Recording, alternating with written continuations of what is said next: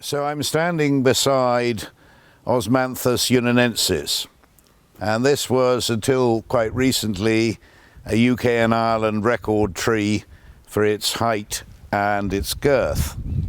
But this tree is about 100 years old and it's come to the end of its life, and we've given it a pollarding, but it has reshot from the base. As you can see, we've still got one live branch which doesn't have any flowers on this year, although it should be flowering about now.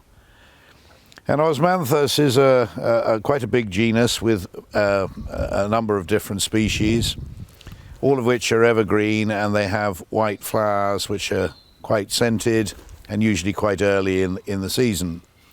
And I just wanted to show you this as an example of euonymus that can grow into trees. Not all of them do, of course, but this one actually does.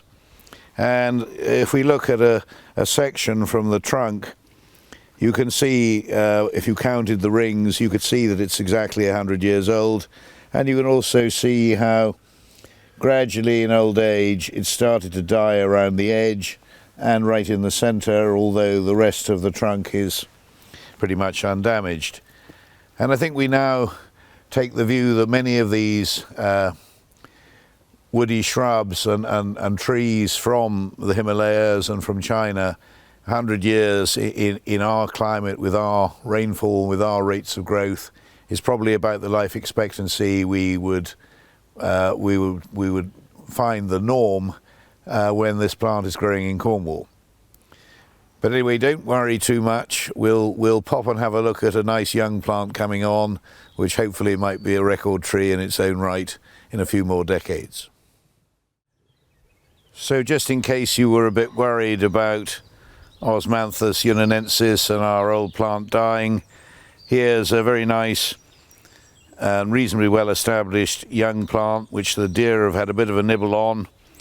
But when you come and look closely, you can see that unlike what's left of our old plant, there are plenty of flowers about to come out here, and a really good show there's going to be.